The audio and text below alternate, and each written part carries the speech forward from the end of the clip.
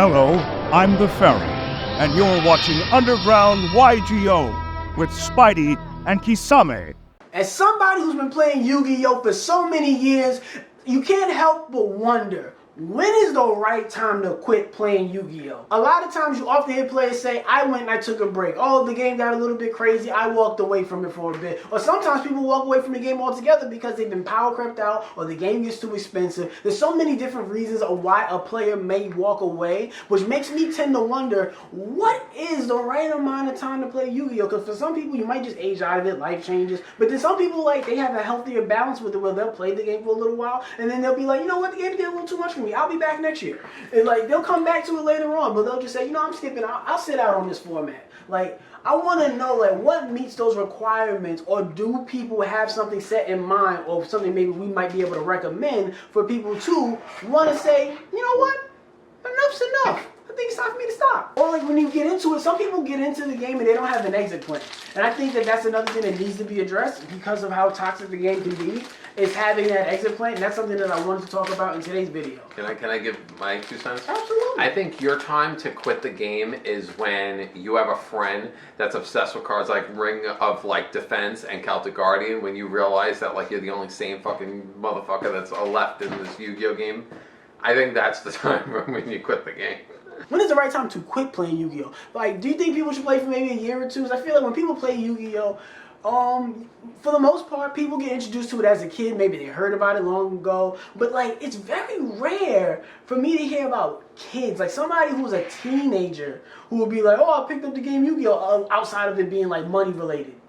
Like, them making money. Like, I can't see somebody, like, falling in love with it. I know it happens. It's just very few and far in between. So it's like, I would love to, I'm very curious about people's introduction into the game today. Like, what makes people get into the game versus, because I feel like a lot of the reason why people leave the game is tied to the reason why they got into the game.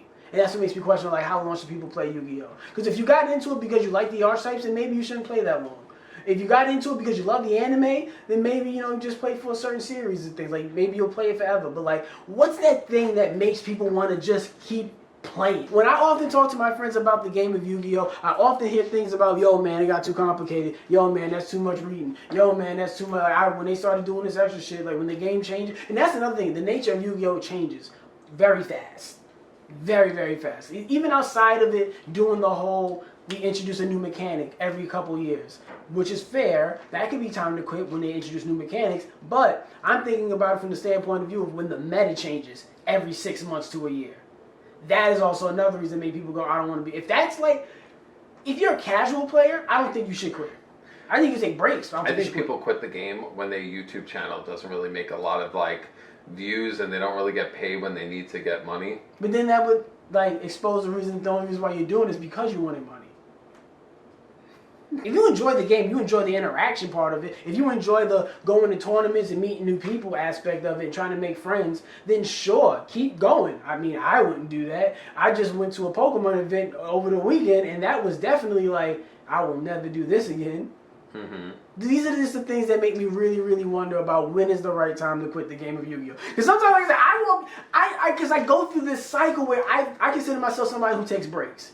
Where I'm in it and then I take breaks. But now because of Master Duel, I'm constantly, every day, I'm in it. But Master Duel is very different from the TCG. The TCG I take breaks from. Because it's so easy for me to be like, I don't know how to play this, I got this.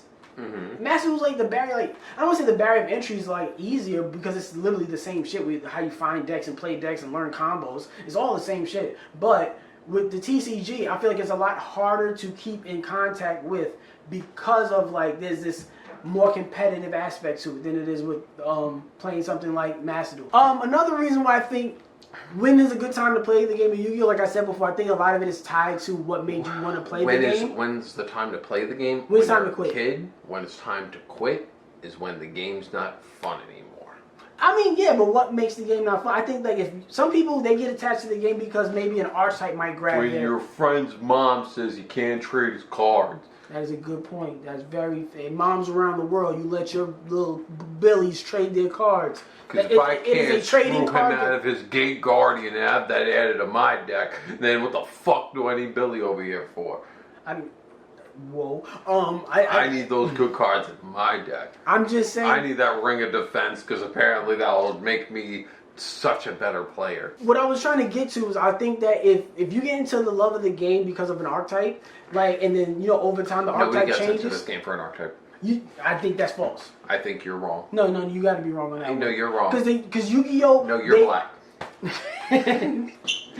Bugs Bunny and Daffy Duck, Rabbit season, Dark season, Black season, Dark. Wait a minute. I'm saying that if you get into the game because of a certain art, because Yu-Gi-Oh! Does reference things in anime and pop culture in their archetype. Let's say if you love Star Wars, and then they made the Cosmo archetype. Oh my God, I love that. Let me try the game out, and then it gets fucking pulled to irrelevancy. That you keep playing, or you just stick with your card.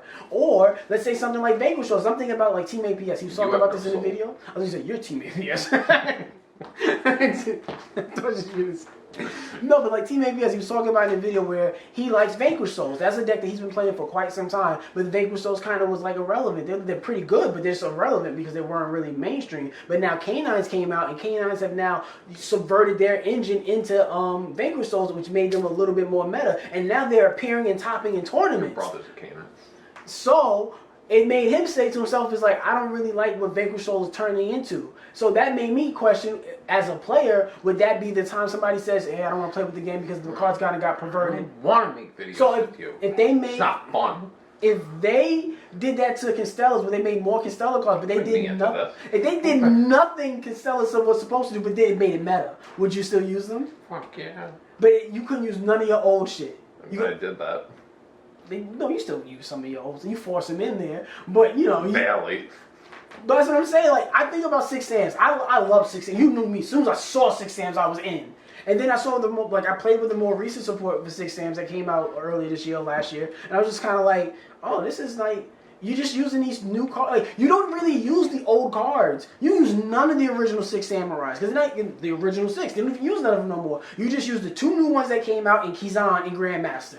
The end. That's all you use. Everybody else is just like all filler. Yeah, it's all filler, hand trap spell cards and new cards, and maybe some old dispelled, but none of it incorporates the old stuff. So I feel like sometimes, like as a hero player, they keep evolving the hero monsters. They keep making new hero cards, and the more you play hero monsters, you're like, hey man, I loved it back when it was Avion, Sparkman, Bubbleman, No one says Clayman. that. No one says that. People say that. No one says that. People like when I love the when it was Omni Heroes.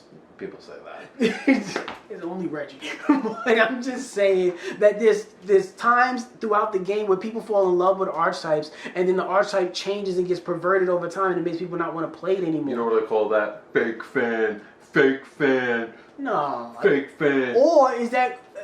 How much nostalgia bait does Konami put in the fucking game these days? That's for people like me. People that are diehards. People that love this game. Suckers.